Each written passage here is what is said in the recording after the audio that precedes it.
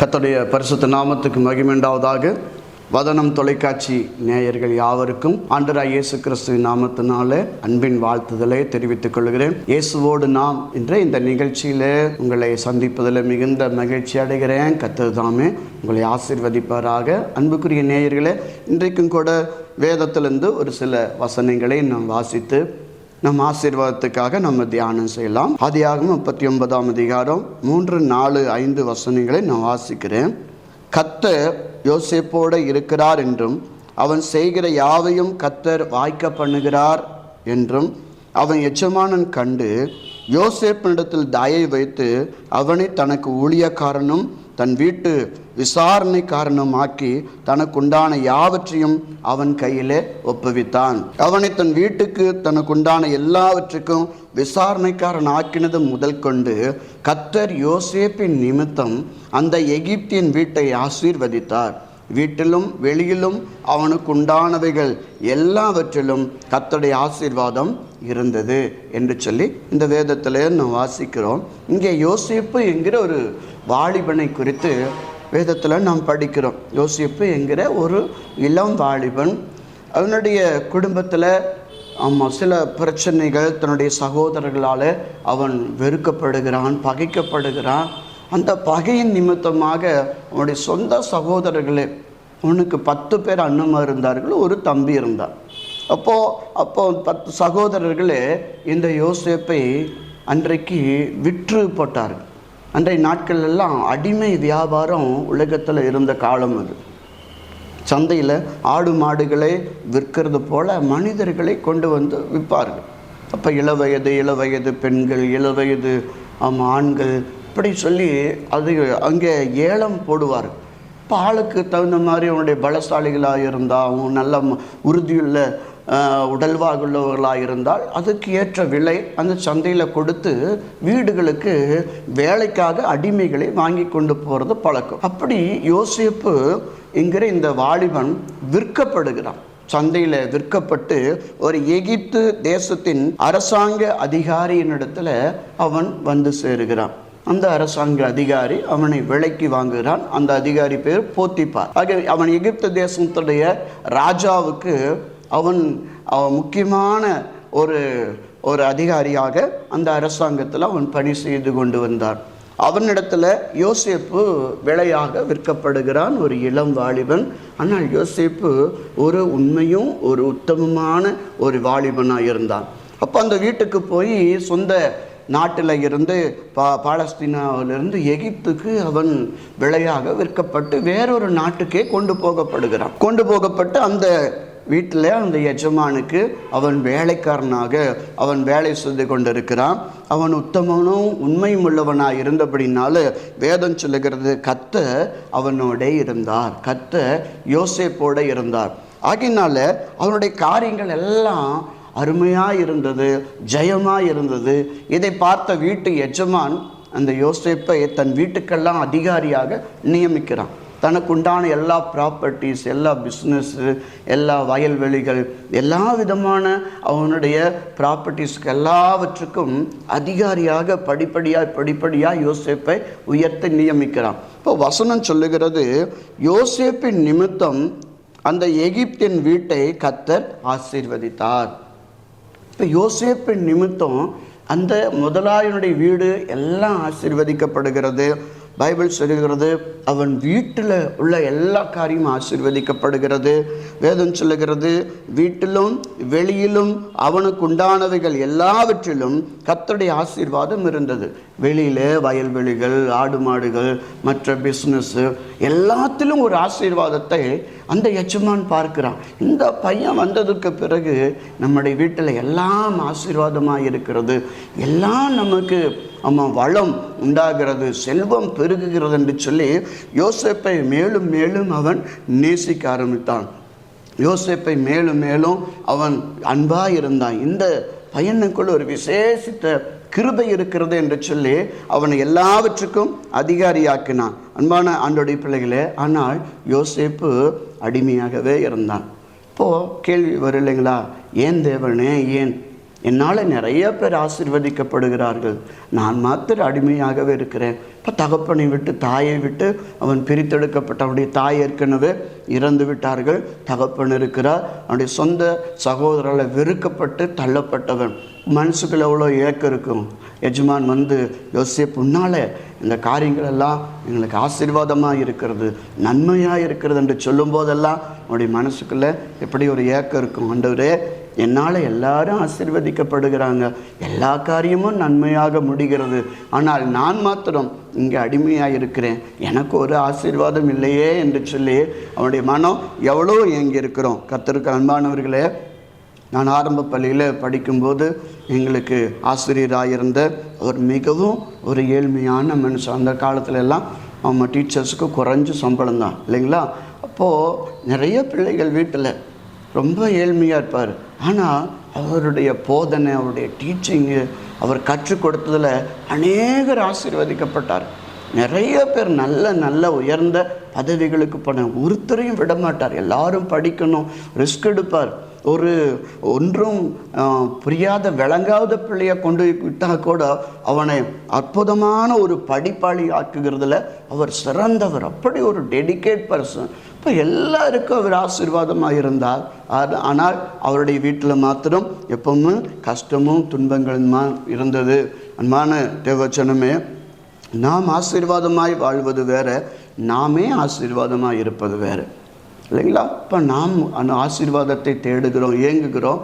ஆனால் கர்த்தர் விரும்புகிறது, மகனே நீயே ஆசீர்வாதமாயிரு, நீ அநேகருக்கு பிரயோஜனமாயிரு, நீ அநேகருக்கு உதவி செய்கிறவனாயிரு என்று சொல்லி கர்த்தர் நம்மிடத்தில் எதிர்பார்க்கிறார். தேவன் நன்மை செய்கிறவர் அல்லவா. நன்மை செய்கிற பிள்ளைகள் மேலே கர்த்தர் எப்போதும் பிரியமாயிருப்பார். அப்போ தெய்வ குணம் என்பது நாம் மற்றவர்களுக்கு ஆசீர்வாதமாயிருப்பது. இதில் நாம் உண்மையாக இருந்தால், மற்றவர்களுக்கு ஆசீர்வாதமாக இருப்பதில் தேவச்சனமே நாம் உண்மையுள்ளவர்களாக இருந்தால், ஏற்ற காலம் வரும்போது கர்த்தர் நம்மை உயர்த்துவார், கர்த்தர் நம்மை உயர்த்துவார். ஆகினால பல சமயங்களில் நம்மால் அநேகர் ஆசீர்வதிக்கப்படுவார்கள். நாம் குரலற்றவர்களுக்கு குரலாக நாம் இருப்போம், முகவரி அற்றவர்களுக்கு முகவரியாக நாம் இருப்போம். என் பேரை சொல்லுங்கன்னு சொல்லுவோம். என்னுடைய நான் என்னுடைய ரெக்கமெண்டேஷன் லெட்டர் தரேன்னு சொல்லுவோம். இதில் அநேகர் பயனடைவார்கள், அநேகர் உயர்ந்து கூட மேலே போயிடுவாங்க. நம்ம ஏணி போல் அதே இடத்துல நம்ம நிற்க வேண்டிய ஒரு நிலைமை இருந்தாலும் கூட கர்த்தருடைய பிள்ளைகளாக இருக்கிற நாம் நன்மை செய்வதில் சோர்ந்து போகக்கூடாது என்று சொல்லி வேதம் சொல்லுகிறது.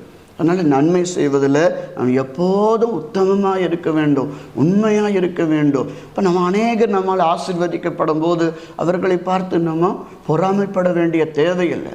நிறைய பேர்த்துக்கு அப்படி ஒரு கவலை வந்துடும். ஆண்டவரே, என்னால் ஆதரிக்கப்பட்டவங்கெல்லாம் இன்றைக்கி எவ்வளோ நல்லா இருக்கிறாங்க, நான் கஷ்டப்பட்டுட்டே இருக்கிறேனே ஆண்டவரே, நான் இப்படியே இருக்கிறேன் ஆண்டவரே என்று சொல்லி அநேகர் நினைப்பதுண்டு. ஆனால் கர்த்தர் ஒருபோதும் நம்மை மறப்பதில்லை.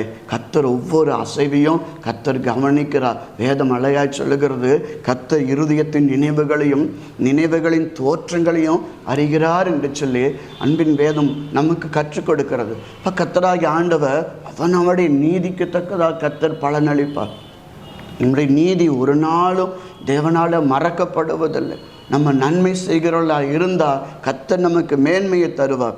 அப்போது இந்த யோசேப்பு இப்படி வாழ்ந்து கொண்டு இருக்கிறான். ஆனால் வேதம் சொல்லுகிறது 39ஆம் அதிகாரம் 1ஆம் வசனத்தில் ஆண்டவராய் கர்த்தர் சொல்லுகிறார், 2ஆம் வசனத்தில் தேவன் யோசேப்போடு இருந்தார். கர்த்தர் நம்மோடு கூடவே இருப்பார். நன்மை செய்கிறவர்கள், மற்றவர்களை பார்த்து மனதுருக்கமுள்ளவர்கள், உத்தமர்கள், உண்மையுள்ளவர்களோடு தேவன் எப்போதும் கூடவே இருப்பார். அதை நீங்கள் மறந்து விடாதீர்கள். கர்த்தர் எப்போதும் உண்மையுள்ளவர்களோடு இருப்பார், உத்தமர்களோடைய தேவன் இருப்பார். அவர்களை விட்டு கர்த்தர் விலகவே மாட்டார். ஒரு சம்பவத்தில் இந்த யோசேப்பு மேலே வீண் பழியை போட்டு உன்னை ஜெயிலில் தள்ளுகிறாங்க.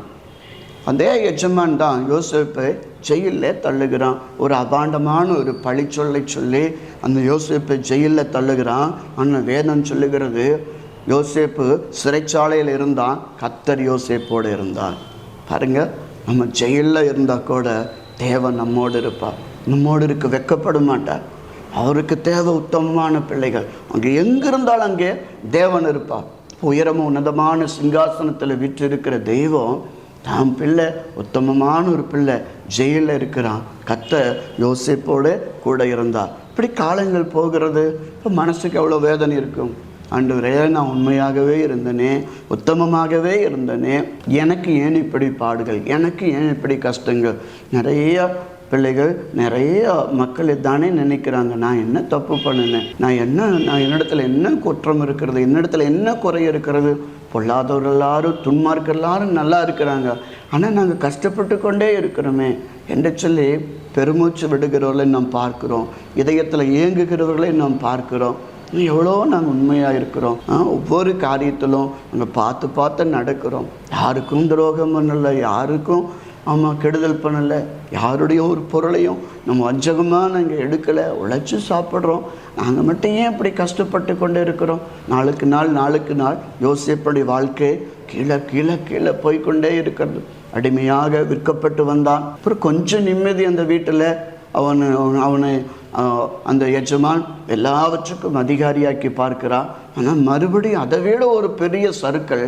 இப்போ அந்நிய தேசத்து ஜெயிலில் அடைபட்டு கிடக்கிறான். அவனை கேட்பதற்கு யாரும் இல்லை, அவனை விசாரிக்க யாரும் இல்லை. யார் விடுதலையாக்குவார்? நீங்கள் நினச்சி பாருங்க, இன்னொரு நாட்டில் ஜெயிலில் இருக்கிறான். அப்பா அங்கே நினைத்து கொண்டு இருக்கிறாரு, மகன் மரித்து போய்விட்டான், அவன் இல்லை, அவன் உயிரோடு இல்லைன்னு சொல்லி அப்பா அங்கே நினச்சிட்டு இருக்கிறார். ஆனால் இங்கே அவன் தூர தேசத்தில் இன்றைக்கு போக்குவரத்து வசதி உண்டா, தொலைத்தொடர்பு வசதி உண்டா? ஒன்றுமே கிடையாது. அவன் ஜெயிலில் அடைபட்டு கிடக்கிறான். நினச்சி பாருங்க எப்படி இருக்குன்னு சொல்லி. என்ன வாழ்க்கை இது? ஏன் பிறந்தான்? என்ன இது? உத்தமர்களுக்கு இப்படிதானா உலகம்? உண்மையுள்ளவர்களுக்கு இப்படித்தானா வாழ்க்கை என்றெல்லாம் நினைத்து அவன் ஏங்கி இருப்பான் இல்லைங்களா?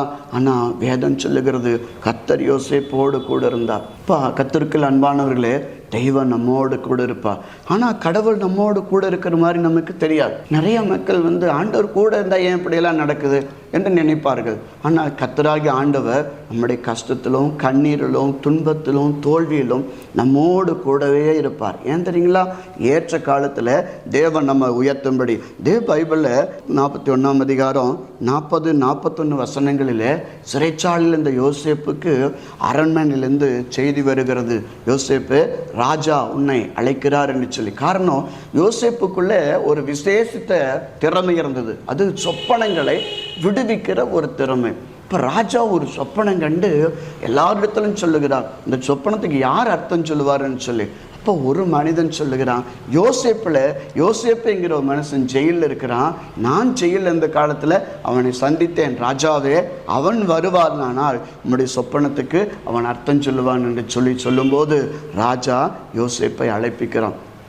யோசேப்பு ராஜாவின் சொப்பனத்துக்கு அவன் அர்த்தம் சொன்ன உடனே பைபிளை வாசிக்கிறோம்.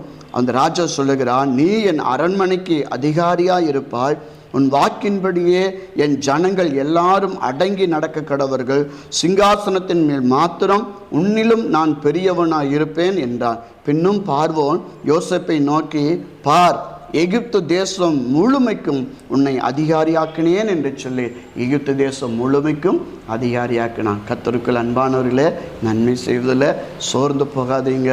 தெய்வம் நம்மோடு இருக்கிறார். ஏற்ற காலத்தில் நம்ம உயர்த்துவார். கண்களை முடிச்சு ஜெபிக்கலாமா? மகா கிருபையும் இரக்கம் நிறைந்த எங்கள் அன்பு தகப்பனே, ஏன் ஆண்டவரே என் வாழ்க்கையில் இப்படி என்று சொல்லி ஏங்கி கொண்டிருக்கிற ஒவ்வொருவருக்காக நாங்கள் ஜெபிக்கிறோம். எத்தனை கால துன்பப்படுவோம் என்று சொல்லி பெருமூச்சு விடுகிற எல்லா பிள்ளைகளுக்காக வேண்டுகிறேன் தகப்பனே. கர்த்தனே கூடவே இருக்கிறேன். உம்முடைய பிள்ளைகளை ஏற்ற காலத்தில் உயர்த்துது ஆண்டவரே. நம்பிக்கையை உம்முடைய பிள்ளைகள் விடாது இருக்கும்படி கர்த்தர் கிருபை செய்யுங்க ஆண்டவரே. உத்தமமாய் நடக்கவும், நன்மை செய்யவும், சோர்ந்து போகாமல் இருக்க கிருபை செய்யுங்க ஆண்டவரே. உம்முடைய கரத்தில் ஒப்புவிக்கிறோம். யாவர் மேலும் கர்த்தருடைய தயவு உண்டாகட்டும், கர்த்தருடைய அன்பு உண்டாகட்டும். நீர் ஆசீர்வதியும். எல்லா மகிமையும் உமக்கே செலுத்துகிறோம். அருமை இரட்சகர் இயேசு கிறிஸ்துவின் பரிசுத்த நாமத்தில் தாழ்மையா ஜெபிக்கிற எங்கள் ஜீவனுள்ள நல்ல பிதாவே, ஆமென், ஆமென். கர்த்தர் உங்களை ஆசீர்வதிப்பாராக. கர்த்தர் உங்களை ஆசீர்வதிப்பாராக. ஆமென்.